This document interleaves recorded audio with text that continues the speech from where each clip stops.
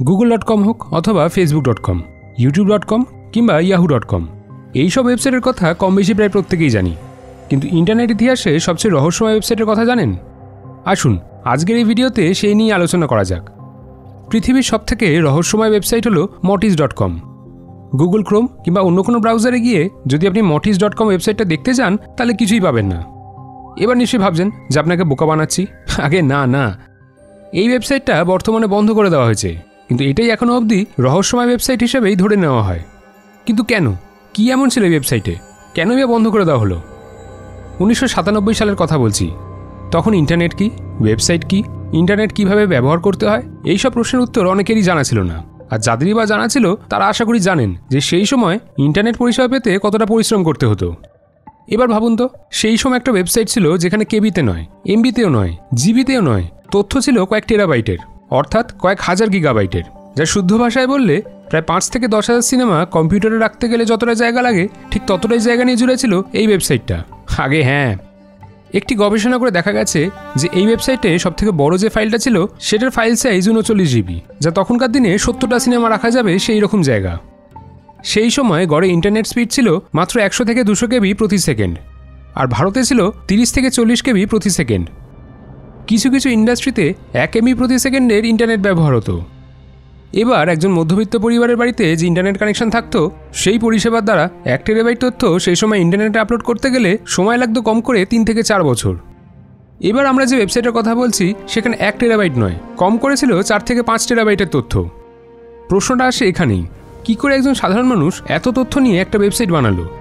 আর এই ওয়েবসাইটের রহস্য আরও বেড়ে যায় যখন পৃথিবীর তাবড় হ্যাকাররাও হ্যাক করতে পারেনি।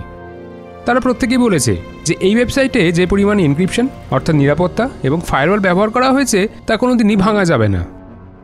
আপনি যদি এই ওয়েবসাইটটা কোনোদিন খুলতেও পারেন তাহলে শুধুমাত্র একটা লগ ইন স্ক্রিন দেখতে পাবেন, যেখানে আপনার থেকে ইমেল অ্যাড্রেস আর পাসওয়ার্ড চাইবে। আপনি যদি সেই ইমেল অ্যাড্রেস আর পাসওয়ার্ড জেনে থাকেন তবেই সেই ওয়েবসাইটটা আপনি দেখতে পাবেন। এবার নিশ্চয়ই আপনার একটা প্রশ্ন আসছে যে এই ওয়েবসাইটটা কার নামে রেজিস্টার করা ছিল? জানা যায় এই ওয়েবসাইটটি থমাস লিং ওরফে টম লিং নামক এক ব্যক্তির, এবং তার নামে আরও 12টি ওয়েবসাইট ছিল এবং প্রত্যেকটাই রহস্যে ঘেরা। তার মধ্যে অন্যতম হল cthulhu.net, যেখানে শুধু একটাই পেজ ছিল, কালো ব্যাকগ্রাউন্ড, আর তার উপর সাদাতে লেখা ডেড বা ড্রিমিং।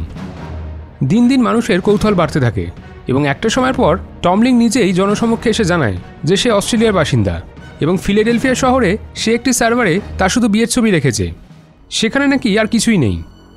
তবে সেই উত্তরে কেউ সন্তুষ্ট হয়নি। কেউ যদি বিয়ের ছবি রাখতেই চায় তাহলে এতগুলো ওয়েবসাইট কেন, এবং তার প্রমাণই বা কী আছে? কিন্তু তারপর থেকে টমের কোনো উত্তরই পাওয়া যায়নি। বিশেষজ্ঞরা আরও জানায় যে ওনার ওয়েবসাইটে যে ইমেল অ্যাকাউন্টগুলো বানানো হয়েছিল সেগুলোর নাম ছিল ইগোর, মটিস, ব্লেয়ার, চাইল্ড অফ কেয়স, যেগুলোর জন্য আরও রহস্য বাড়তে থাকে। পরে অনেক চেষ্টা করে লোকেশন ট্র্যাক করে বিভিন্ন মানুষ ওই সার্ভারগুলোর খোঁজ করে, কিন্তু দেখা যায় যে তারা বন্ধ হয়ে যাওয়া ফ্যাক্টরি না তো গুদামঘর এইসবে গিয়েই হাজির হচ্ছেন।